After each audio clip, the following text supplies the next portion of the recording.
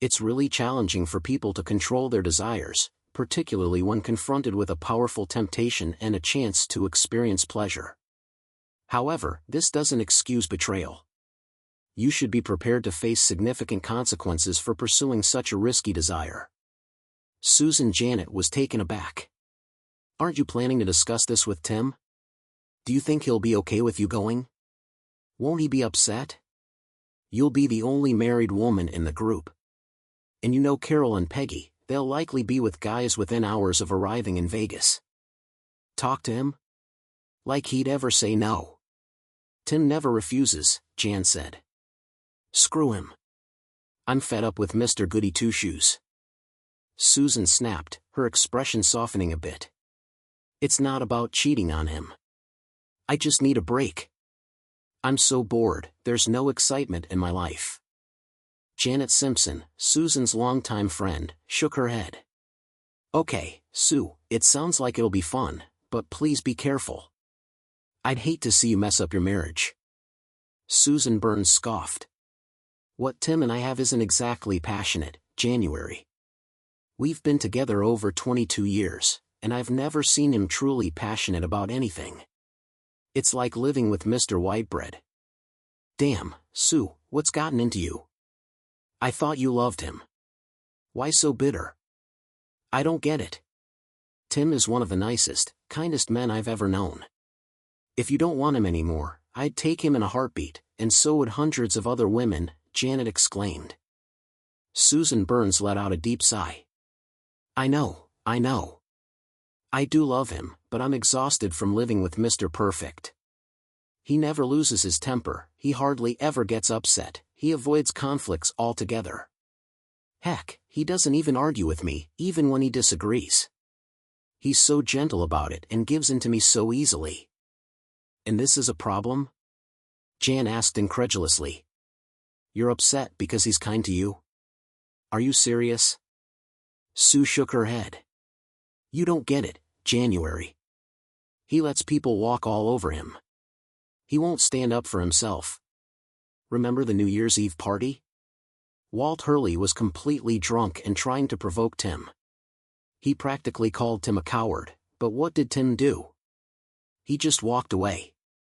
Jan, he should have stood up to Walt, but he didn't. He just turned around and left.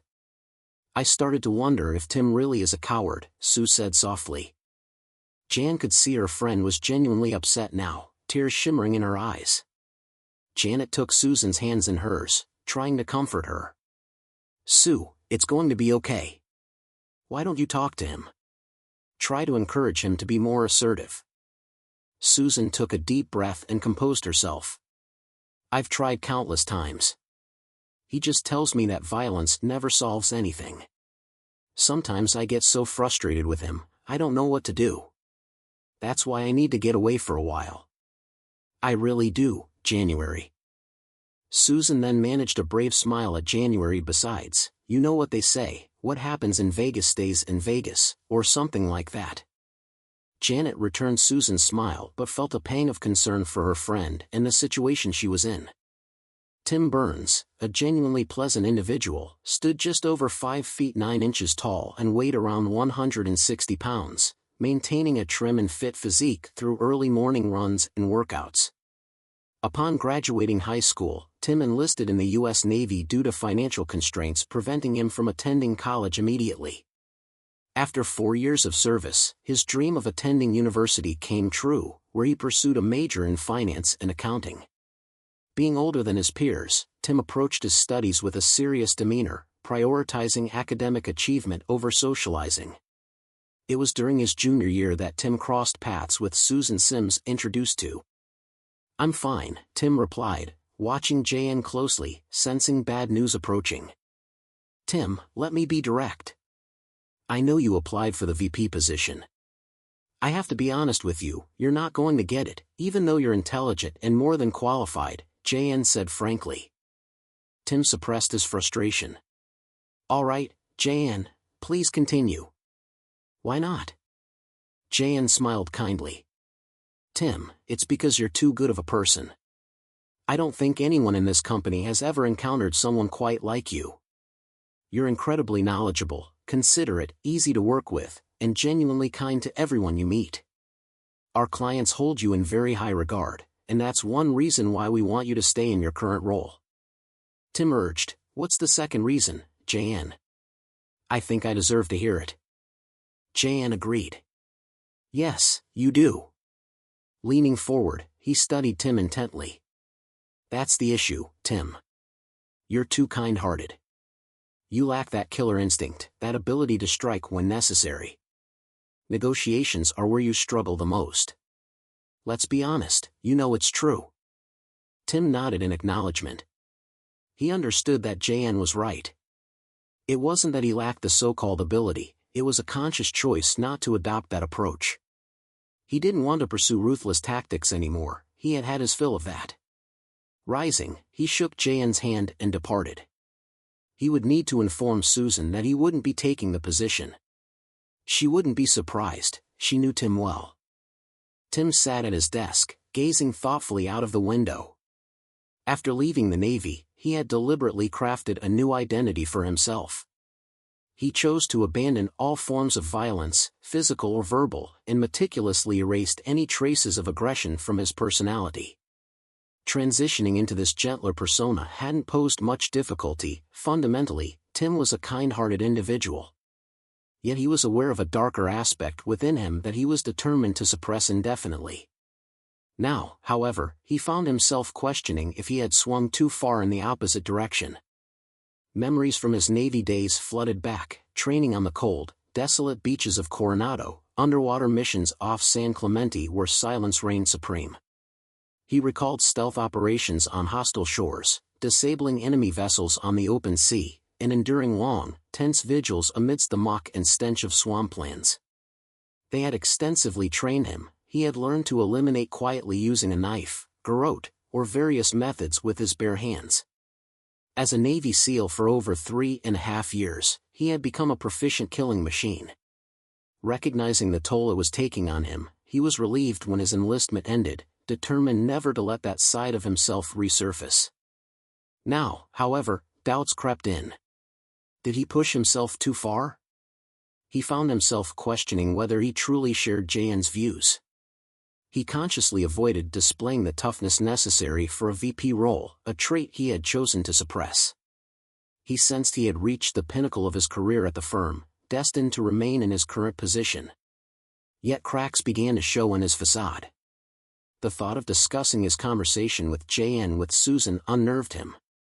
Their marriage had soured in recent years. Susan had grown increasingly critical and sometimes appeared disdainful towards him. He often had to restrain his temper and walk away from potential conflicts. They seemed to be drifting apart.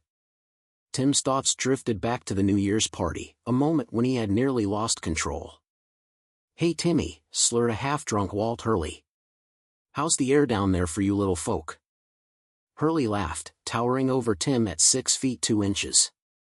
Tim stood frozen, staring at Hurley while Susan just watched Tim with concern. "That's all right, Timmy," Hurley continued condescendingly. "We know little people don't like getting hurt." He then laughed loudly as Tim turned and walked away. The atmosphere at home later that night was tense. Susan was eager to confront him. "What the hell is wrong with you?" she hissed. "How could you let that jerk make a fool out of you? He made you look like a wimp. Why didn't you stand up for yourself?" "What do you want me to do, Sue?" Tim replied wearily. "Would it have been better if I had physically attacked him?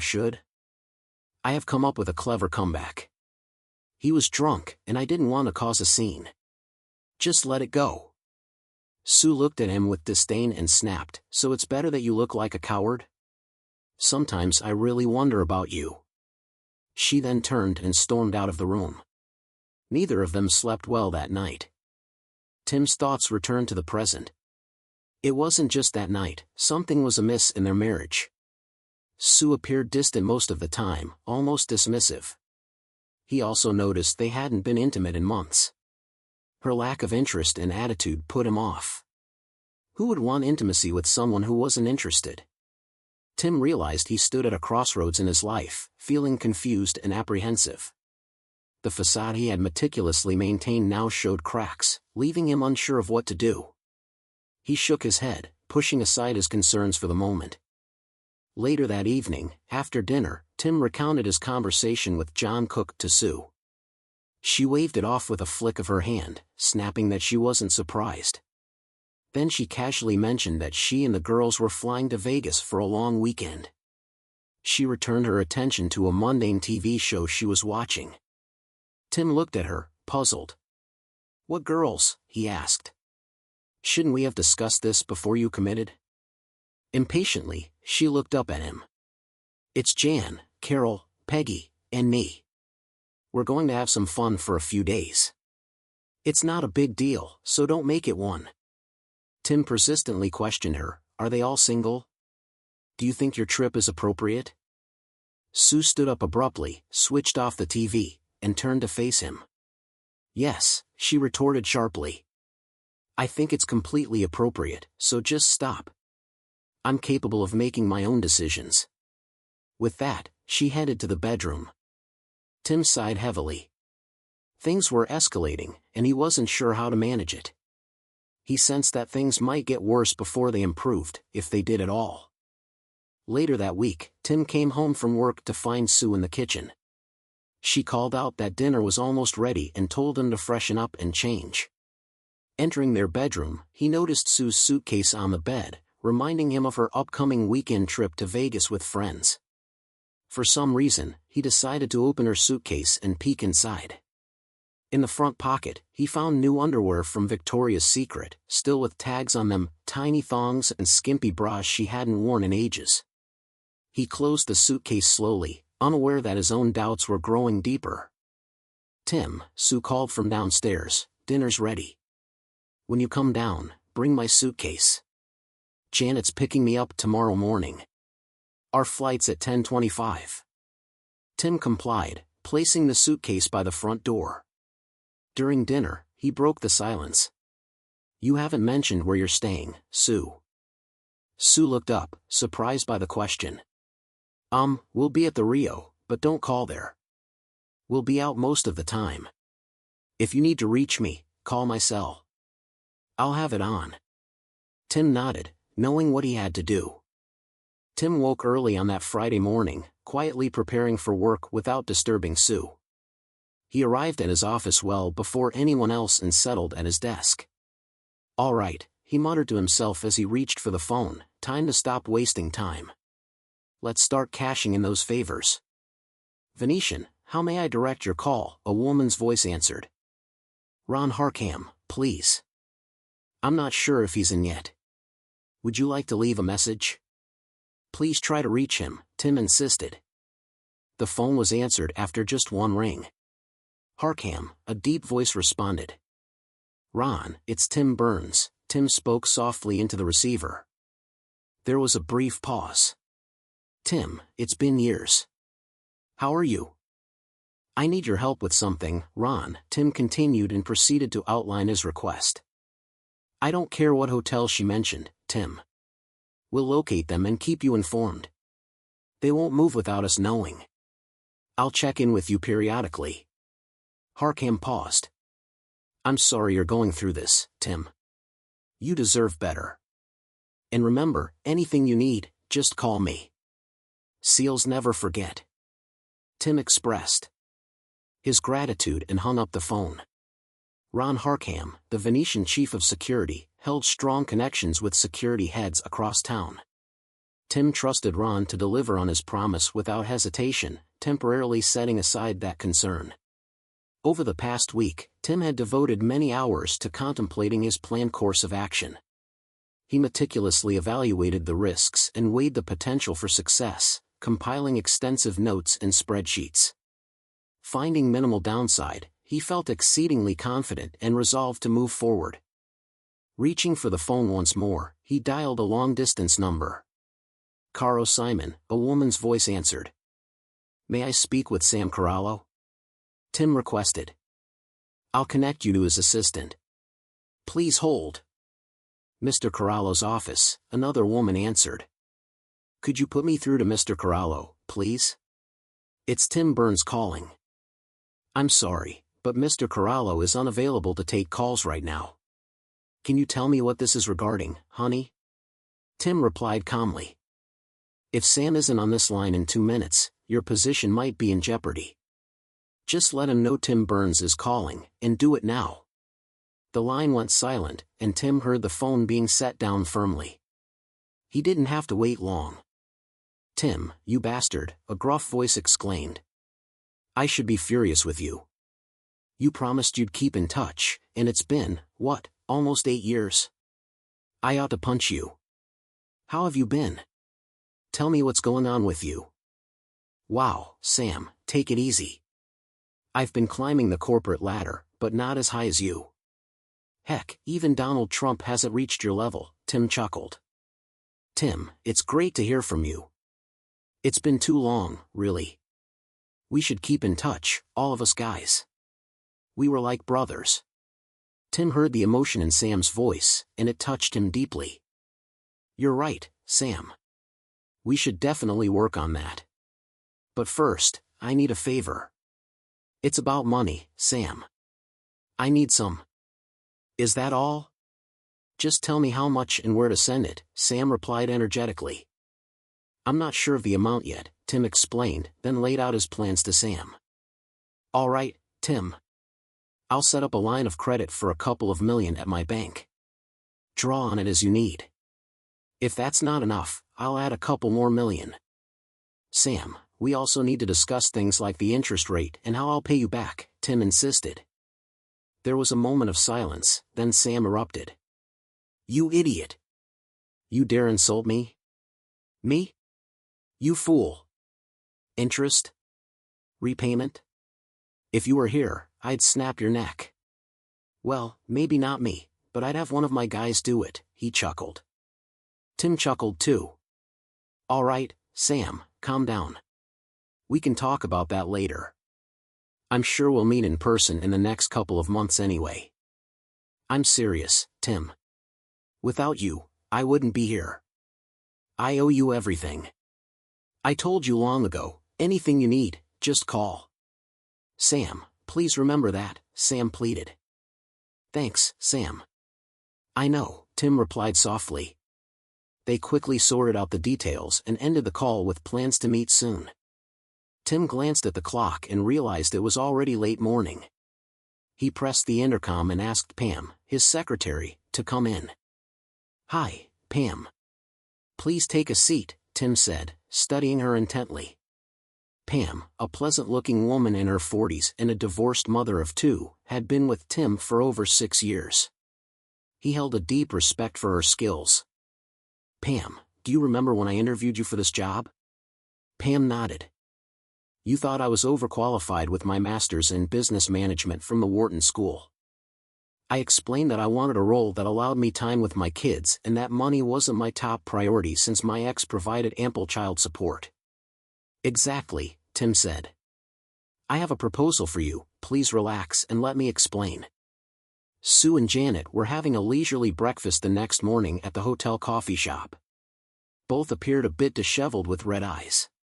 Damn, Jan, I really overdid it last night. I drank too much, and I feel awful now, Sue whispered. Then she chuckled. You know, I think it did me some good. I might do it again tonight. We both got really drunk last night. Jan laughed. We're lucky that a couple of the guys we danced with didn't take advantage of us. They could have. Sue smiled at her. Maybe it wouldn't have been so bad, girlfriend. Remember, what happens here stays here. Jan returned her smile but felt concerned for her friend. She knew Sue was pushing her limits, and it worried her. Don't go too far, Sue. Remember Tim? Yeah, Tim, Sue muttered dismissively. I guess we won't see Carol or Peggy until our flight tomorrow, and I bet they'll be sore. I told you they'd find someone quickly, Jan replied. That's why they come here. They'll be fine. They're with 2 decent guys. I made sure of it. Sue grinned. You're like a mother hen, January. You're a good friend. Later that evening, Jan entered the lounge and found Sue waiting for her. Sue, Jan began cautiously, I hope you won't be upset, but I met someone today who invited me to dinner. I'm meeting him in the dining room shortly. That's fantastic, Jan. I'm really happy for you, Sue replied warmly. Don't worry about me. I'll grab a bite, have a few drinks, and call it a night. Enjoy your time, Jan, seriously. Jan smiled. I have a few minutes, so let's have a drink together. I don't want him thinking I'm too eager. Suddenly, a man's voice interrupted them. Well, look what we have here, two lovely ladies all alone. That's a crime. Startled, the girls looked up. Sue retorted, What are you doing here, Walt? Where else would I be, Susie? I'm a liquor salesman in Vegas once a month to handle the whole crowd here and leave my weekdays for the locals. But what brings you gals here? Walt Hurley asked. Just a weekend getaway, Janet replied. A few days to relax on our own. By yourselves? Timmy let you loose in Vegas alone? That surprises me, Hurley chuckled. Sue's expression hardened. Watch it, Walt. Don't talk about Tim like that. Hurley immediately apologized. I'm sorry, Sue. Sometimes I'm too much of an idiot. I'll apologize to Tim too. You guys are good people. Sue smiled, appreciating his apology. Maybe he wasn't as bad as she'd thought, and he wasn't bad-looking either. Janet hesitated, glancing at her watch. Sue noticed her uncertainty and quickly reassured her. You should head off, January. Have a good time. I'll be fine here. Go on. Jan nodded, saying, I'll catch up with you later in our room, Sue. All right, sure thing. Enjoy yourself, Sue smiled at her. They watched Jan briskly walk across the lounge and into the expansive lobby. Turning to Sue, Hurley said, Sue, please believe me. I really am sorry, all right? Sue shook her head, smiling at him. All right, Walt, but no more jokes, okay? Absolutely. I'll make sure to behave. Now, how about joining me for dinner? I hate eating alone, and I bet you do too. There's a fantastic Chinese place in the hotel, and I'd love for you to join me. Sue hesitated briefly, then shrugged. All right, Walt. Just remember what we talked about. Sue was pleasantly surprised by how much she enjoyed Hurley's company. He was attentive, paid her compliments, and made her laugh. Dinner seemed to end too quickly. As they finished, Hurley leaned forward, taking her hand. Sue, it's still early. Let's not call it a night. How about we go back to the lounge for a few drinks? I'll even show you my dance moves, Broadway style, he joked. Sue giggled and agreed. This was turning out to be a lot of fun. Walt was entertaining, and she found herself oddly drawn to him. The next couple of hours passed enjoyably, and Sue found herself drinking more than usual. She felt a bit buzzed and knew she should probably stop, but she was having a good time, and Walt was an excellent dancer. Cuddling up to Walt on the dance floor, Sue whispered, Do you have a banana in your pocket, or are you just glad to see me? She laughed softly, unable to help herself. Oh, I'm sorry, Sue, Walt replied. I can't help myself. You're amazing. It's hard not to react when dancing with you. He awkwardly tried to change his position. Sue immediately snuggled up to him in response. Oh, don't try to hide it, Walt. I like it, she muttered, feeling like she was enjoying it more and more. They continued to dance, Walt's hands exploring her while Sue kissed him with her hands behind his head. Sue, Walt whispered, let's go to my room. It's quieter, more private. He led her out of the hall and towards the elevator. Sue stumbled down the hall, leaning on Walt. I think I'm a little tipsy, Walt. I'm so wild at parties, she chuckled. They entered his room, both staggering slightly before regaining their balance. They had a connection. Afterward, they lay in silence for a while until Sue mentioned that she needed to go to the bathroom. She quickly got out of bed and headed there. Unbeknownst to her, Walt put his hands behind his head, a smile playing on his lips as he muttered to himself, "Stupid woman, now I can have her whenever I want." Sitting on the toilet, Sue was stunned and depressed. The alcoholic fog dissipated, and she realized she had never imagined the situation could escalate so much. She was horrified at the thought that Tim would find out about her affair. Deeply loving her husband, she couldn't understand why she gave in so easily. She knew she had to get dressed and leave quickly. "Walt, I have to go.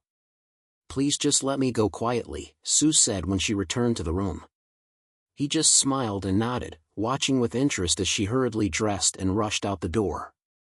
Leaning back in his chair, he threw back his head and burst out laughing. Tim hastily put together a dinner on Saturday night and settled into the den with a newspaper he wouldn't read. It dawned on him that Sue hadn't bothered to call. He hadn't seen or heard from her since she left on Friday morning.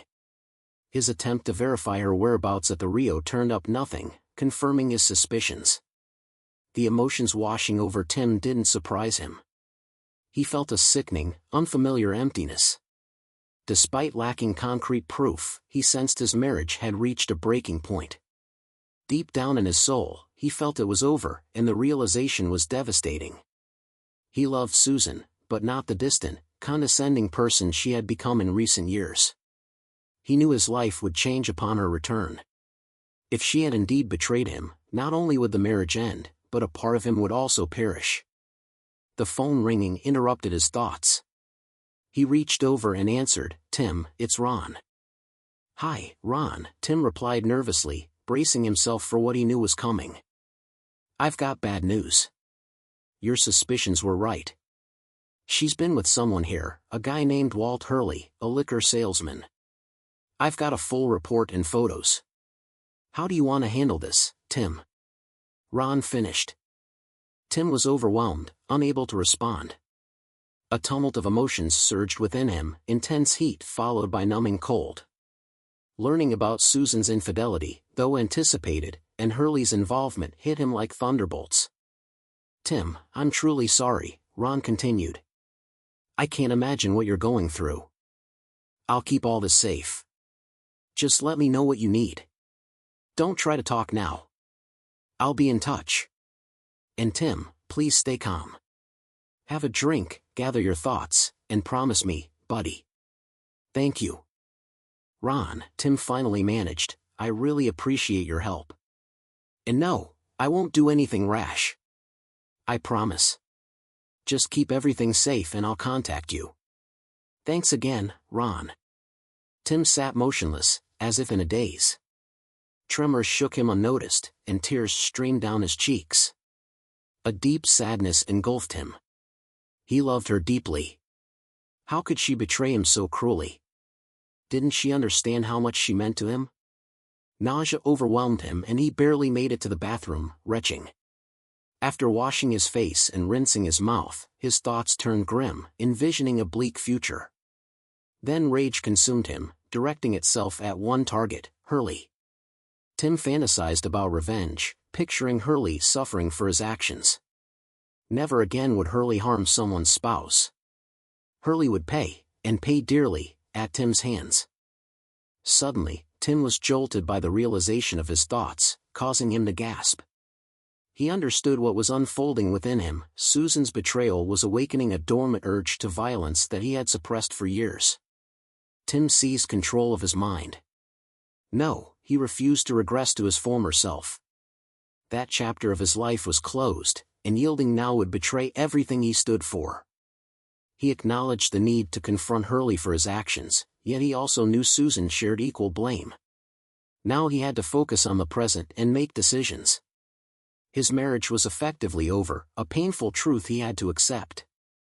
He struggled to reconcile the Susan he had known with her recent infidelity, which rendered their once loving relationship a sham. He couldn't help but wonder if this was the first time she had strayed, but he pushed those thoughts aside, concentrating on the immediate future. The idea of returning to the bed they had shared filled him with dread. He vowed never to sleep there again. He gathered his belongings, hastily packed his clothes and toiletries, loaded suitcases and boxes into his car, and booked a hotel room in town. Finding his own place was a priority, but first, he wanted to be home when Susan returned. He needed to confront her face to face. Susan and Janet sat in silence during the plane ride back home. Their journey had been marred by a bitter argument sparked when Janet discovered Susan's error in judgment. As the plane began its descent, Janet reached out and gently took Susan's hand. "Look, Susan, let's not let this ruin our friendship," Janet said softly. "I'll support whatever decision you make, but you must understand the days ahead won't be easy." "I know, Janet," Susan sighed heavily. "As I said earlier, I was drunk and made a mistake. I regret it deeply, but it happened, and I have to face it. What Tim doesn't know won't harm him. Our intimate life wasn't the best anyway." Janet narrowed her eyes. "You're not planning to tell him then?" "I won't say anything, but what if he finds out later? It could be worse then. Let's not argue again. Just think about it." They lapsed into an uneasy silence once more. After landing, Janet retrieved her car and drove Susan home. They parted with a hug and a kiss. "Good luck, Susan," Janet whispered as Susan walked up to her front door with her suitcase. Susan shook her head, mustered a brave smile, and greeted Tim sitting in his armchair. "Hi honey, did you miss me?" she asked cheerfully. "We had a great time, but it's good to be home." Tim stared at her with icy indifference. "Sit down. I want to hear all about your trip. What made it so enjoyable?" Though his tone was calm, there was a new intensity Sue hadn't heard before. She hesitated for a moment, then composed herself. "I'm exhausted, Tim. I need to shower and change into something comfortable. We can talk about it later." "You're not going anywhere. Sit down now," Tim's voice hardened. Sue turned to him, incredulous. "What's wrong with you?" "I just said I'm tired. We'll talk later." "If you have a problem with that, then we won't talk at all," she retorted sharply. Tim stood up abruptly, closing the distance between them. "I've never laid a hand on you in anger, but if you don't sit down, I will," he threatened, his voice low and menacing. He placed a hand on her chest and gently pushed her back into the chair. Taking a deep breath, Tim returned to his seat while Sue stared at him in disbelief. The man sitting before her seemed unfamiliar. This wasn't the Tim she knew. Deciding to placate him, she attributed his unusual behavior to possible frustration over her recent trip with the girls. "All right, Tim," she sighed. "Let me tell you about our trip and all the fun we had." "Come on, Susan," Tim interrupted sharply. "You can spare me the details. You went away to get away from me, didn't you?" "Tim, what are you talking about?" Sue replied defensively. "We just had a relaxing time. Drinks, gambling, shows, good food. It was nothing more." "Getting away from me, Susan?" Tim's voice softened. "Was that what this trip was really about?" "Tim, stop it," Sue snapped, feeling her patience waning. "I'm tired. I don't want to play these games." "Don't walk away, Susan," Tim retorted firmly. "We're not done talking." Sue sat back, her face drained of color, unsure of how much Tim knew or if he was just imagining things. Fear gripped her heart as she struggled to deny any wrongdoing. "You're insane," she finally hissed. "How can you accuse me of cheating? Have you been drinking?" In this retelling, the exchange captures the escalating tension between Tim and Sue without the coarse language used in the original text. Tim suddenly grinned. "You are not only an adulteress but also a skilled liar. I have to admit, you're pretty good at it. I can imagine that over the years, you've had a lot of practice in how to deceive me." "I know, Susan. I know all about your affair with Walt in Vegas. You're so naive. Did you really think you could sleep with him there and get away with it? How many times have you been with him before, Susan? How many other men have you been available to?" Susan shook her head, shocked that she had been exposed and shocked by the confrontation with her husband. She silently reproached herself for her stupidity. Tim fell silent, lost in thought. "It's hard for me to understand how I could even believe that I loved you. There may have been a time when I thought so, but the last few years have shown me that the woman I loved seems to have disappeared, replaced by someone completely different. Well, now you can go back to Walt, Susan, or anyone else for that matter. You won't have to worry about your husband finding out about it because soon you won't have him." Susan sat trembling and turning pale. She had never seen Tim like this before, never seen him so furious, so icy and harsh. This was a side of Tim she had never encountered. "Please, Tim," she begged. "Please just listen to me. I messed up everything. I made a mistake, now I know that. But you can't just throw away everything that we had together. I swear that was the only time. I cheated on you. I didn't want all this to happen," she pleaded, tears streaming down her cheeks. Tim gazed at her with visible disgust etched on his face. "It's not just your affair with Hurley that has convinced me to end things between us, though that was the final straw. You betrayed my trust, Susan, and you knew how crucial loyalty is to me. You've shattered everything I believed in. Without loyalty and trust, no relationship can endure. Moreover, the past few years have been agonizing. You've shown me no respect and hardly any consideration. I felt like an unwelcome guest, almost a stranger you tolerate.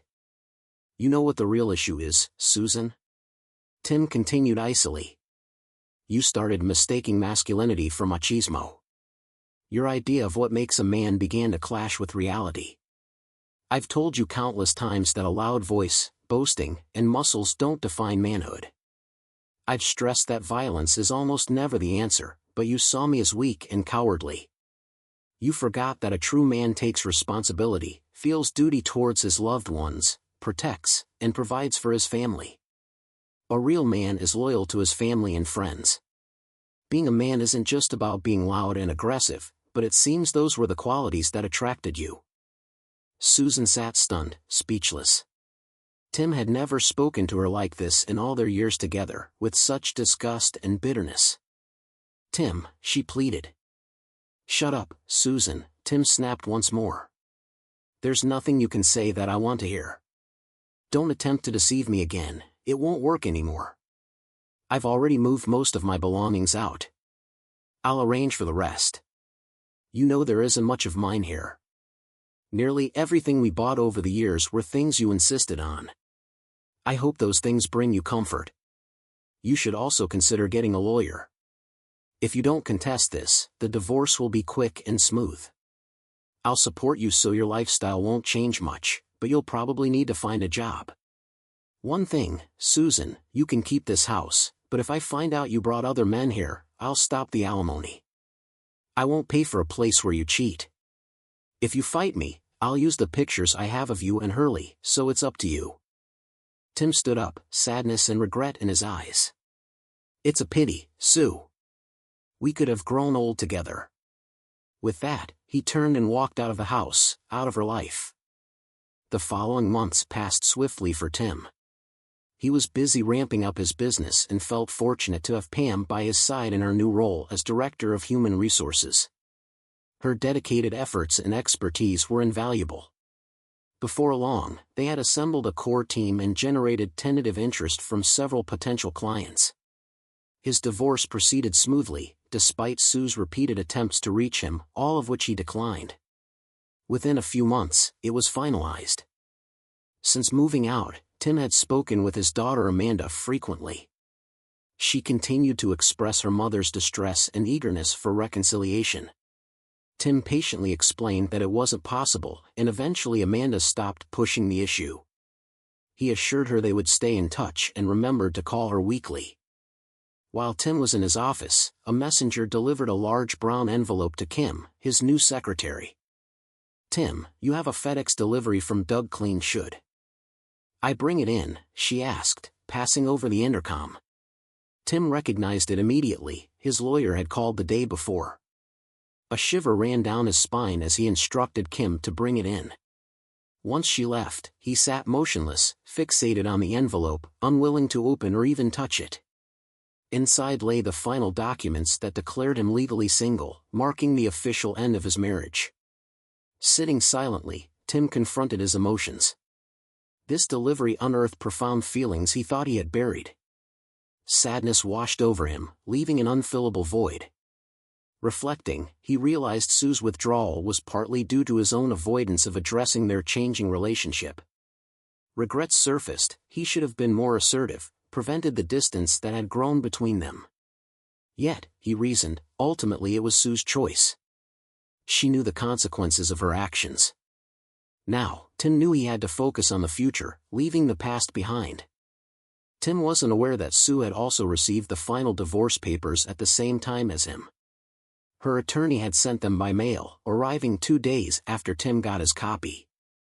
Sitting at the kitchen table, Sue stared at the envelope without touching or opening it. She knew its contents. Her expression fell, tears welled up once more in her eyes. She blinked them away, trying to regain composure. She couldn't accept the end of her marriage. Despite knowing she still loved Tim deeply and acknowledged her own role in their situation, she felt powerless, having exhausted all efforts. She needed to come up with something, anything. Tim hadn't forgotten about Walter Hurley. A few months after the trial ended, Tim decided to start going to a bar where Hurley appeared from time to time.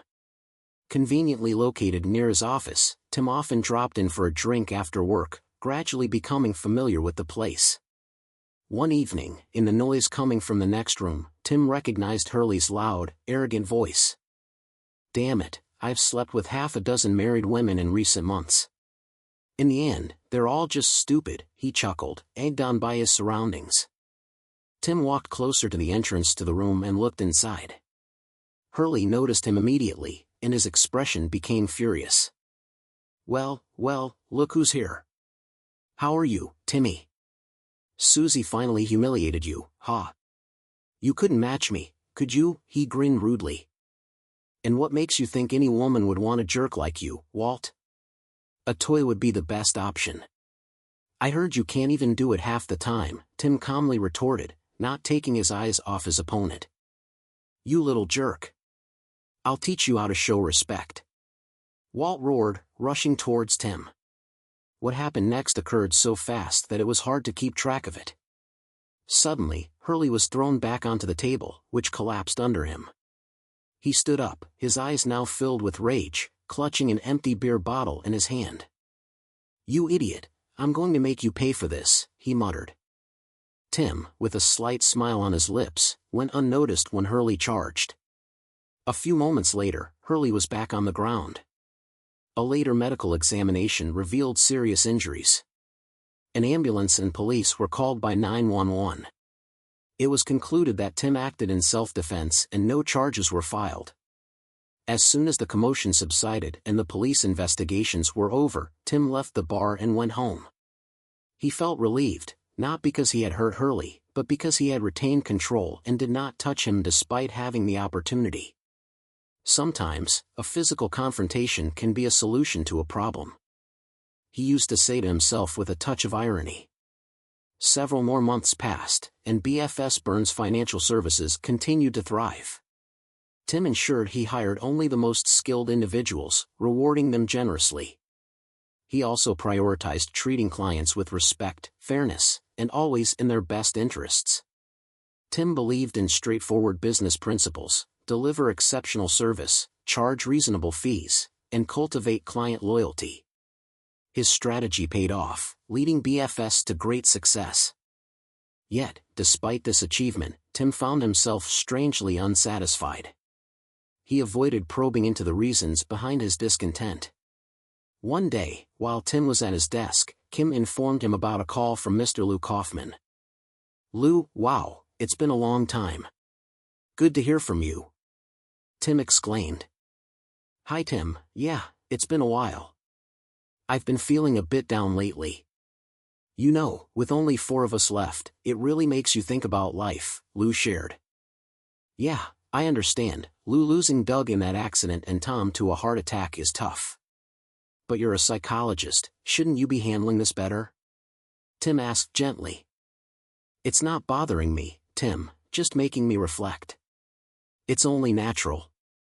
Anyway, I wanted to let you know I've moved." "I'm not far from you now," Lou replied. "That's fantastic news, Lou. I'd love to catch up with you and Marcy," Tim said eagerly. Tim, Marcy passed away from ovarian cancer over a year ago. It's one reason I decided to move, to start fresh, Lou explained solemnly, hinting at his desire to leave behind painful memories.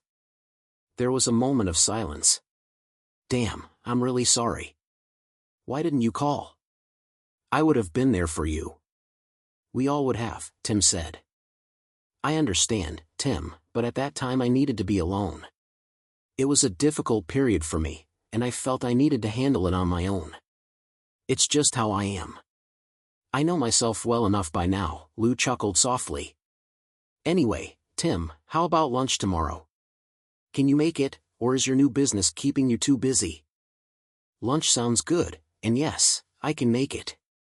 Fortunately, I have a great team in place, so I don't have to micromanage. They know what needs to be done. The next day, Tim and Lou sat comfortably in a booth, placing their lunch orders with the server. They reminisced about old times and caught up on the past few years. Tim learned that Marcy's illness had been sudden and her passing swift. Knowing how much Lou loved and relied on his wife, Tim expressed his sympathy. All right, Tim, Lou said, you knew we'd get to this. What happened between you and Susan? I can't believe you're divorced. I thought you two were inseparable. Tim suddenly felt his heart tighten in his chest. He choked up and couldn't speak for a moment. Lou noticed, and a worried frown creased his brow. Take it easy, buddy. Just breathe and relax. No need to rush. Damn, Tim finally managed to gasp. What happened? I don't know where that came from. Caught me off guard. Sorry, Lou, didn't mean to get emotional like that. Tim took a deep breath and turned to Lou. Lou, please don't start psychoanalyzing me or pulling any psychological tricks. This whole thing has been too painful, and I really don't want to revisit the messy details. It's been almost 2 years now, and I need to move on from her, Lou, you know. I trust you, you're a friend, plain and simple. I'd never treat you like a patient. We've been through so much together, and I know you're the person I can confide in. Tim said, and Lou nodded understandingly. You're right, Tim. Let's have lunch first, then we can head over to your place. It's not far. Over lunch, they talked about trivial matters before walking to Tim's apartment. They settled into comfortable chairs with a bottle of wine. Tim hesitated, unsure where to start. He knew Susan's affair wasn't the beginning of their issues, it had started long before that. Slowly, he recounted to Lou how Susan had changed over the years, the small hurts, the growing indifference. He ended with the painful memory of her time in Las Vegas. Lou listened attentively, occasionally nodding or asking clarifying questions. When Tim spoke of Las Vegas, he noticed Tim's hesitation and saw that the pain was still raw despite the time that had passed. Tim, did you try to find out why Sue's attitude changed? Did you talk to her after what happened in Vegas to understand her actions? Damn, Lou, you're so analytical. Her attitude didn't shift overnight or even in a month. It changed gradually and subtly, and it was easier for me to ignore it. I didn't want to confront her. I was afraid I'd lose control and get really angry. And no, I didn't sit down calmly with her after she slept with someone in Vegas. I was furious, Lou. She betrayed me. She destroyed the trust one had in her. She was disloyal. Tim was sitting upright, the strain visible on his face. Lou, how could we have survived in the field without complete trust among our team members? Our success and survival depended on loyalty and everything we did. Shouldn't I expect the same from my wife? Tim's voice rose with his last question, showing his agitation. Okay, Tim, take it easy. I hear what you're saying. I'm glad you got that off your chest. It might help you. Tim sank back into his chair, pale and shaken. He was surprised by how deeply the pain still affected him. How long would this suffering last? When would he finally move on and find peace? Susan walked slowly to the front of the house in response to the doorbell. Oh, hi January. Please come inside, she said wearily. Jan entered, frustration evident. Susan, you look exhausted. You need to get your life back on track. It's been nearly 2 years since your breakup, but it seems like yesterday.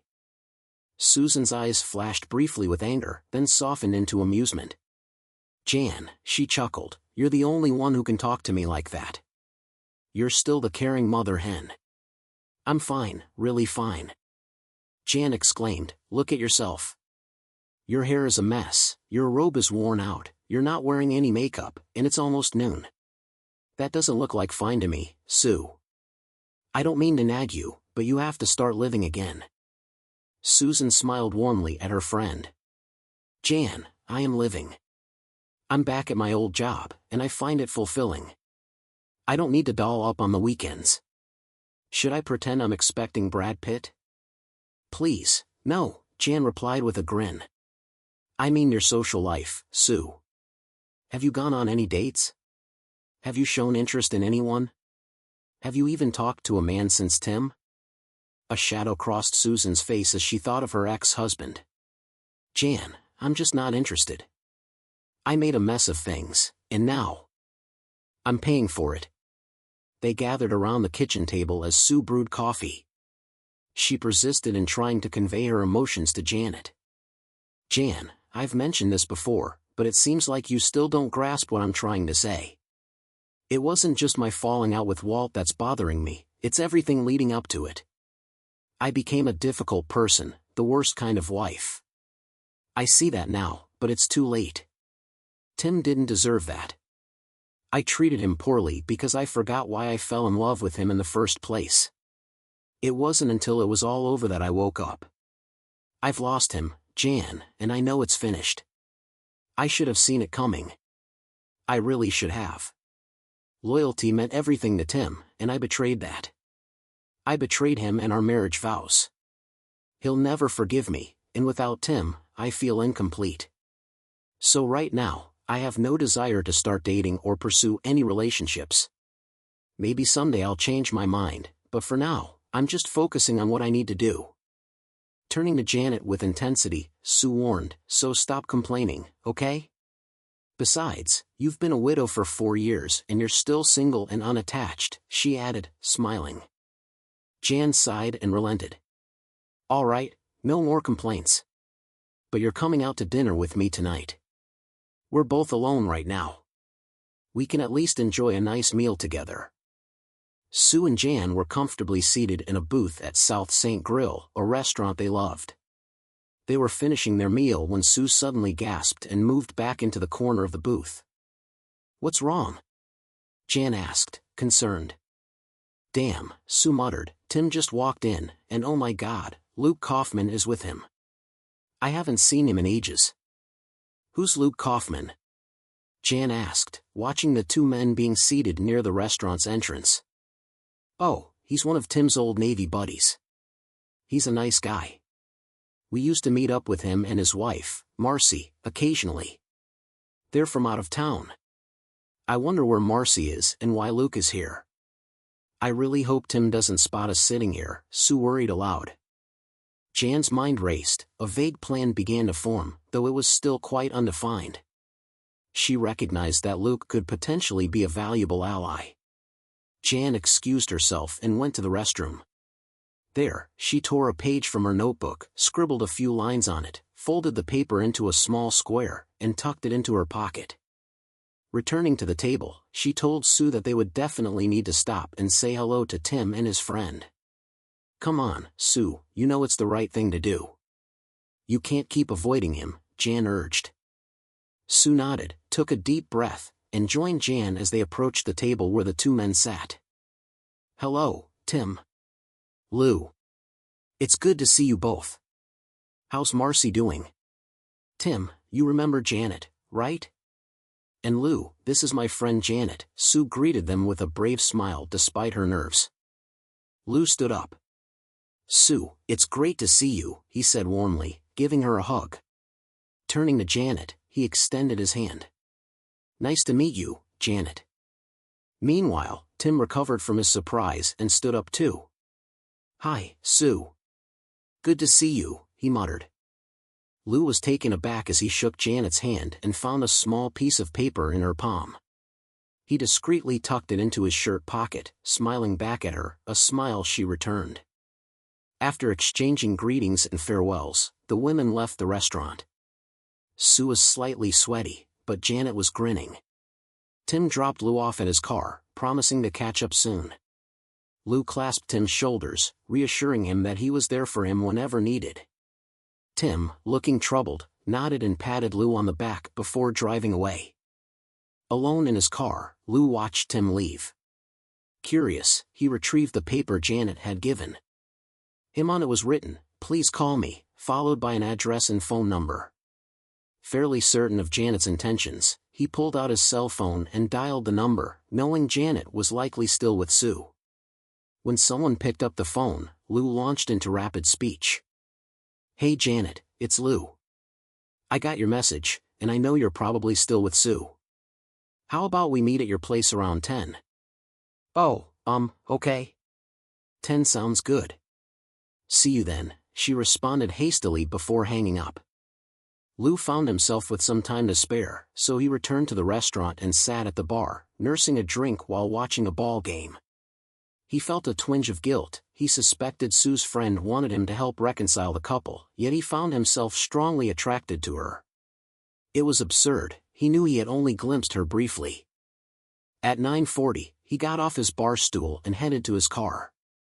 Meanwhile, Janet was drying off after a quick shower when she heard the doorbell ring.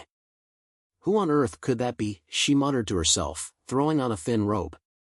She cautiously approached the front door and looked through the peephole.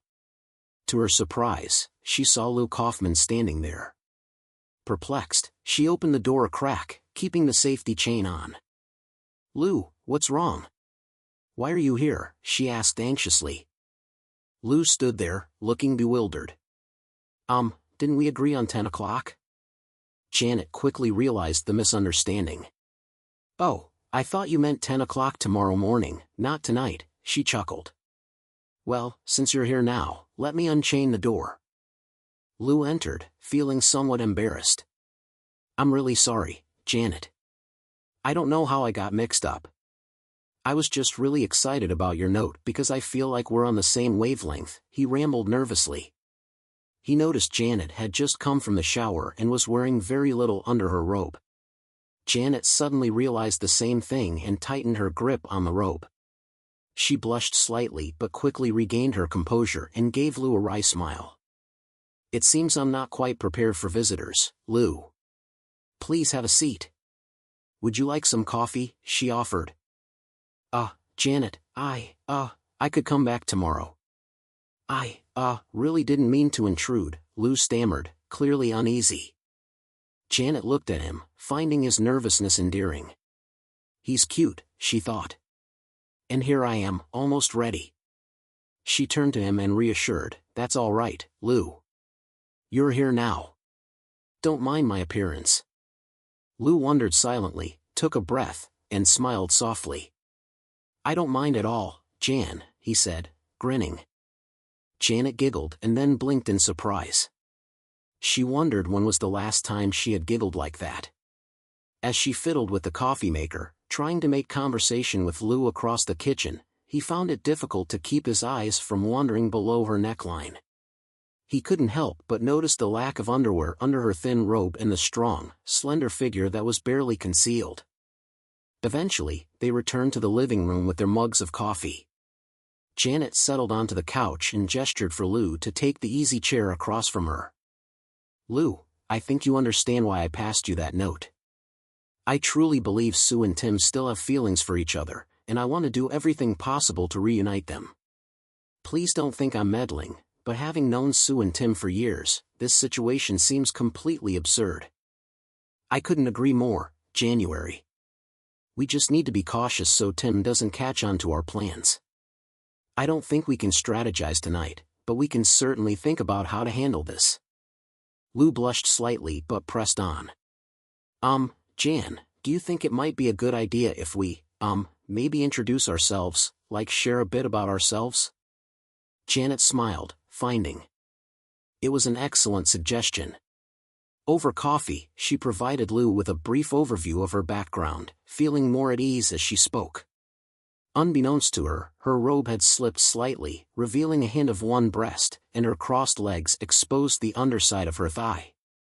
Lou caught his breath, finding it hard to focus on her words. Suddenly, she turned to him and asked, "Lou, did you hear me?" Lou nodded eagerly. "Yes, of course, January. Absolutely. I suppose it's my turn." He proceeded to give her a concise account of his life post-Navy up until his wife's passing. Janet was deeply engrossed in Lou's story, completely forgetting that she was wearing only a thin robe. As she listened intently, the robe had slipped open further, revealing her legs up to the upper thigh. When Lou paused, overwhelmed by the sight before him, Janet assumed it was due to the emotional toll of recounting his wife's death. Sympathetically, she tried to comfort him. "Lou, it's okay. I understand how you feel. Remember, I've also lost my spouse. I know the pain, the emptiness. You're not alone in this." Suddenly, Lou stood up abruptly and cleared his throat. Janet, it's getting late. I'm really sorry for intruding like this.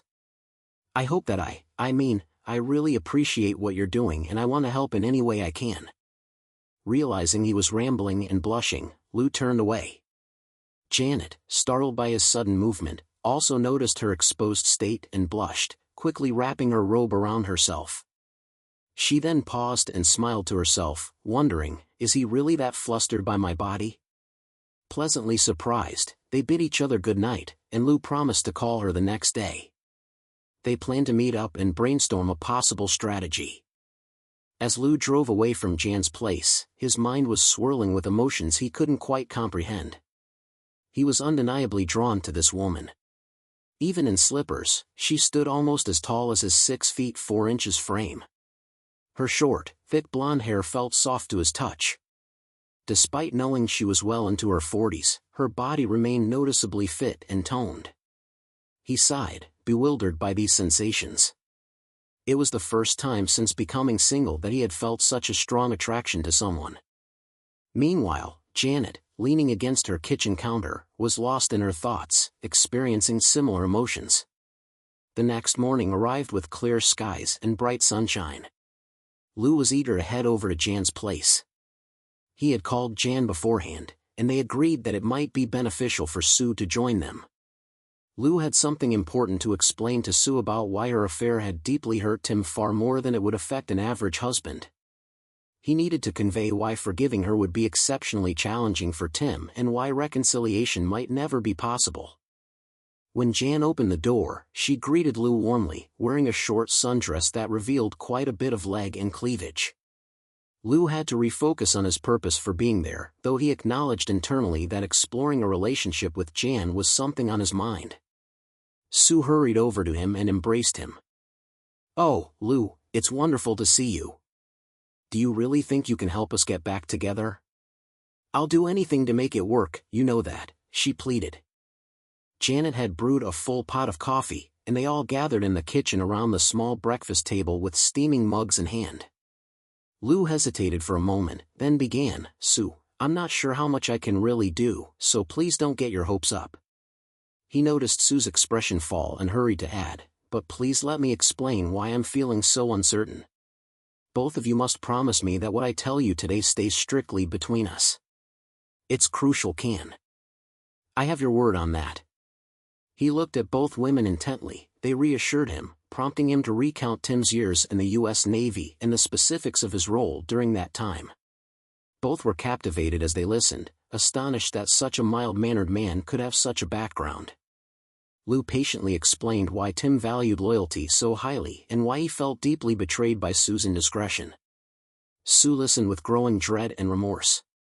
How could she have been so foolish, so oblivious, and ultimately so selfish? She now understood that she had mistaken restraint for timidity, tolerance for weakness, and a dislike of violence for cowardice. Sitting there, she slowly realized that Tim might never forgive her. As Lou finished speaking, they all sat in silence. The women absorbed the weight of the new information while Lou contemplated his next words. "Sue, I'm not certain how much I can do, but I'll do my best." "I can't promise anything," he cautioned. Sue remained still, nodding silently. Tears welled in her eyes as she imagined a future without Tim. Despite his outward pessimism, Lou wasn't as hopeless as he seemed. He knew Tim well and had a strategy in mind. Luckily, it required no physical action, just a lot of persuasive talking. Tim opened his front door and was taken aback to find Lou Kaufman standing there. "Hey, Tim, can I come in?" Tim blinked. "Sure, Lou. I'm just surprised to see you. Is everything all right?" "Yeah, everything's fine. I just finished talking to Sue over at Janet's." He noticed Tim's expression harden and moved closer. "Now, Tim, you're going to hear me out, even if I have to wrestle you to the ground. I know you might beat me to a pulp, but that's where we'll end up if you don't sit down and listen to what I have to say." Lou observed Tim's face show signs of uncertainty until his friend sighed and grimaced. "You've always been a pain." "Fine, I'll listen, but don't expect it to change anything," and he settled onto the sofa. Lou remained standing and started to speak. "Tim, I've heard you talk about the breakdown of your marriage. I've listened to Janet, who, by the way, is a great friend, and I've heard Sue pour her heart out. From all this, I've reached some conclusions that you need to hear. No, I'm not going to give you a bunch of psychological jargon, though my background has helped me understand the issues in your relationship. Remember the day we were all waiting for our discharge papers? We enlisted in the Navy together and were being discharged at the same time. You were sitting there, dead serious, and you told us you were going to become a completely different person from that day forward. You said you were going to transform from a tough fighter into the kindest, most composed, and most compassionate person possible. You were going to be the best version of yourself. Do you recall that?" Tim nodded. He remembered that moment vividly and believed he had truly achieved that goal. Lou continued, "We teased you about that, Tim, but what you never knew is that we never believed it. Let me clarify what we should have told you then. Not a single member of the team saw you as a ruthless killer. You had a duty to fulfill, just as we did. We didn't see ourselves as ruthless either. We were focused on our missions. We didn't grasp how deeply you took it. Maybe this is news to you now, buddy, but we always saw you as the most kind-hearted and genuine person we knew. What you weren't aware of is that we always described you as an incredibly nice guy. We held you in high regard." "Tim, now from what? I understand you took that seriously and swung to the opposite extreme. From the ruthless killer you thought you had become, you became the kindest, most empathetic, and gentlest person possible. But what you didn't realize is that, over time, you retreated further and further into yourself, losing your sense of conviction. You went from being a nice guy to a transparent figure, someone people look through rather than at. In your effort to escape your past, those sealed years made you almost invisible. As time went on, you increasingly resembled a shadow of your true self. You went from being a Dr. Jekyll you never were to a Mr. Hyde who was never there." Tim's attentive demeanor did not escape Lou's notice. He took some satisfaction in that, knowing Tim's sharp intellect. Lou had relied on it when presenting his case. "Tim," Elle spoke softly, "this is the person Sue was with. Her love for you blinded her to what was happening to you. She couldn't see your intentions, she only saw your kindness and compassion. She viewed you through the lens of her love. But inevitably, your gradual withdrawal into obscurity, the erosion of your true self, eventually, though perhaps unconsciously, began to affect her. She couldn't comprehend where the man she fell in love with had gone. Over the years, you became like a fleeting shadow." Lou studied Tim closely.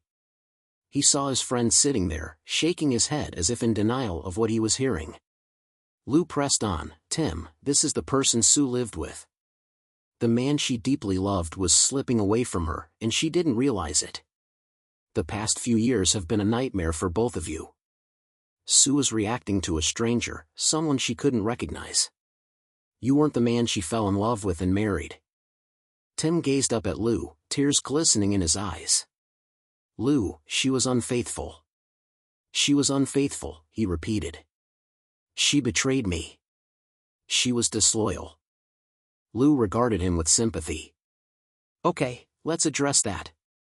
Your relationship reached a breaking point, perhaps more for your wife than for you. She was completely confused, unable to cope with what she saw as a dead-end marriage. So she went to Vegas with her friends. I know you mentioned how she packed. Have you ever considered that maybe, just maybe, she wanted to feel feminine, attractive, desired? Maybe making love to someone there was the last thing on her mind. Then she got drunk and fell into the hands of a player, a SAS who plied her with drinks and showered her with compliments, something you probably hadn't done in a while. He acted tough and took advantage of her. Tim, I'm not justifying what she did, but it wasn't an affair. It wasn't a prolonged relationship. It was a one-night stand, and she was absolutely disgusted with herself afterward. I know because Sue tearfully confessed it to Janet right after it happened. That's not the behavior of someone planning an affair. Also, you're confusing the loyalty we had as a team with what loyalty means between a man and a woman. We were loyal out of necessity, our lives depended on it. Lovers are loyal because they choose to be. But when the foundation of a relationship starts to crumble, everything else follows, including loyalty. Both of you were responsible for that. Enough! Tim screamed. For God's sake, Lou, enough. You're tearing me apart. His voice lowered to a whisper. I can't take it anymore, Lou. Please leave me alone, he sobbed. Lou suddenly felt tears welling up in his eyes, and his heart ached with sympathy for his old friend. Hastily, he moved to the bar, poured a generous shot of whiskey, and handed it to Tim, whose hands were trembling. Tim, Lou said softly, I took no pleasure in saying what I did, but I felt it needed to be said.